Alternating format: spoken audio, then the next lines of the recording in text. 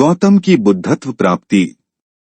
कपिलवस्तु के शाक्यवंशीय राजा शुद्धोदन और महिषी महामाया के पुत्र सिद्धार्थ गौतम, संस्कृत व हिंदी सिद्धार्थ गौतम झ 563 का जन्म वैशाख पूर्णिमा के दिन लुम्बिनी के उपवन में स्थित एक सालवृक्ष के नीचे हुआ था, जब उनकी माता अपने माता पिता से मिलने अपने मायके देवदह जा रही था। पुत्र जन्म के तत्काल बाद महामाया वापस कपिलवस्तु लौट आई थी।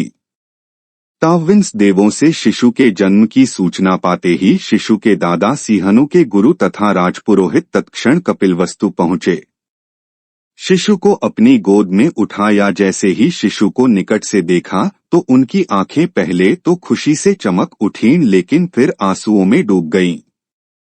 राजा शुद्धोदन द्वारा कारण पूछे जाने पर उन्होंने बताया था, यह शिशु बुद्ध बनने वाला है, इसलिए मैं प्रसन्न हूँ। किंतु दुख इस बात का है कि शिशु की बुद्धत्व प्राप्ति तक मैं जीवित नहीं रह सकूंगा।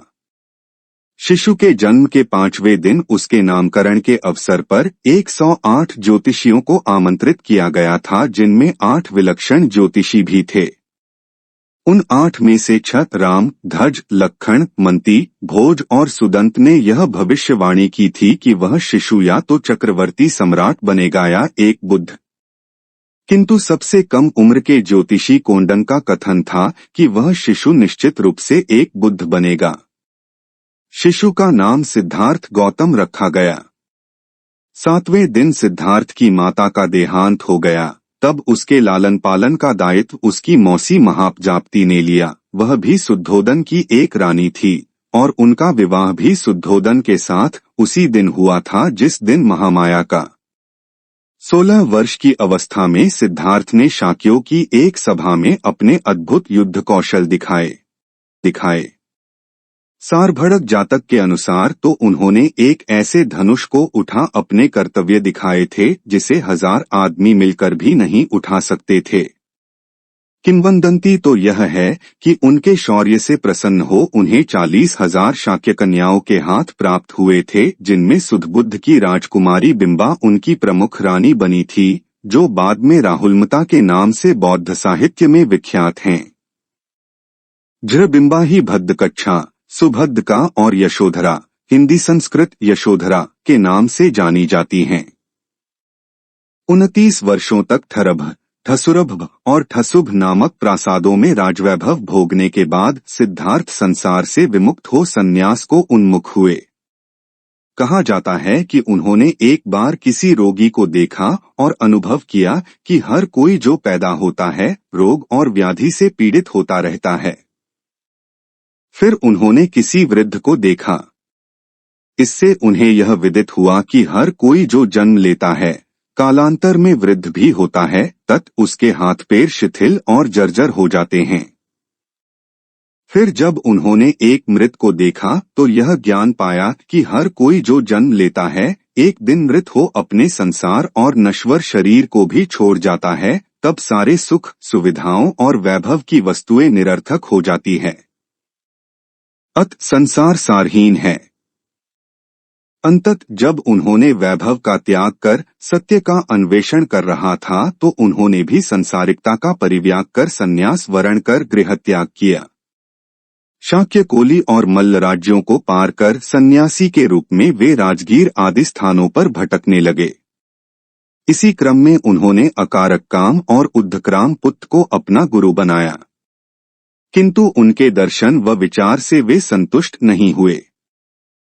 वे उरुवेका के सेनानीगाम पहुंचे और 6 वर्षा तक 5 भिक्षुओं के साहचर्य में कठिन तपस्या की।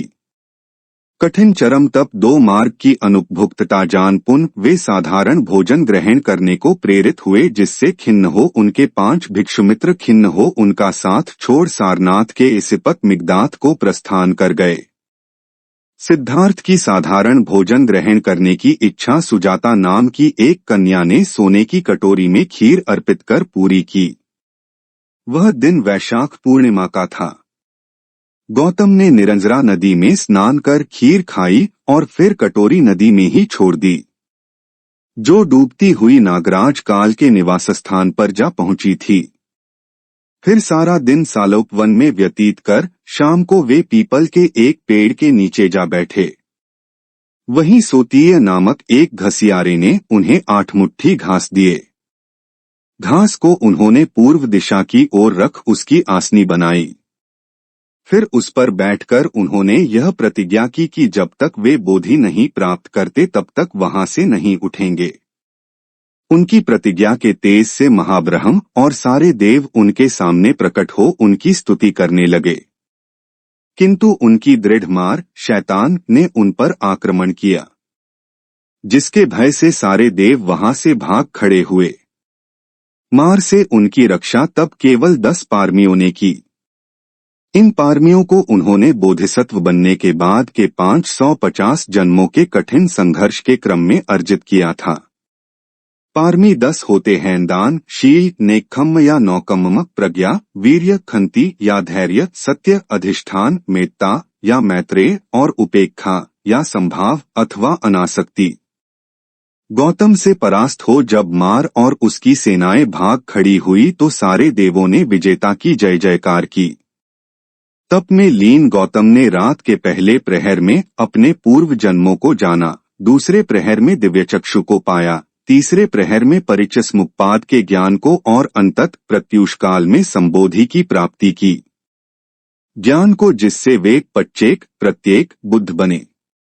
परिचस्मुप्पाद के सिद्धांत का सुखद मनन उन्होंने प्रथम 7 दिनों तक उसी बोधिवृक्ष के नीचे बैठ किया।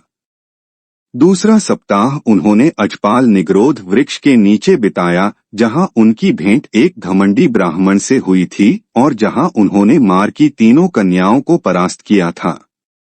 उन कन्याओं के नाम तृष्णा, अर्ति और राग थे। तीसरा सप्ताह उन्होंने मुचलिंद तालाब में नागराज मुचलिंद के फनों के नीचे बैठ बिताया था। चौथे सप्ताह वे राजायतन पेड़ के नीचे बैठे रहे, जहां उन्होंने तपुस और मल्लिक को बिना किसी देखना सुनाए ही अपना अनुयायी बनाया। तत्पश्चात ब्रह्मसंपत्ति के आग्रह पर उन्होंने पीड़ित मानव के उत्थान के लिए धम्मचक्कपंतन का निश्चय किया। दूसरों के उत्थान की प्रतिज्ञा से वे सब्बमु सर्वज्ञ बुद्ध कहलाए। तब अपनी धम्म देशना के प्रवर्तन हेतु अपने 5 तपस्वी मित्रों को योग्य पाया, जो उन दिनों वाराणसी के इसिप्तन मिगदाय में वास कर रहे थे। इस धम्मचक्र प्रवर्तन की महत्ता को अशोककालीन सारनाथ सिंह स्तंभ में दर्शाया गया है, जो आज भारतीय गणराज्य का राजकीय चिह्न है। 4 मुख वाला वह सिंहस्तंभ बुद्ध के धम्म या देशना का सिंह नाद आज भी हर दिशा में गुंजाता प्रतीत होता है। पुंत सिंहस्तंभ में अंकित चक्र, जो अशोक चक्र के नाम से जाना जाता है, आज जो भारतीय राष्ट्रीय ध्वज पर बड़े गौरव से लहराता रहता है, वस्तुत धर्मचक्र का ही प्रतीक है।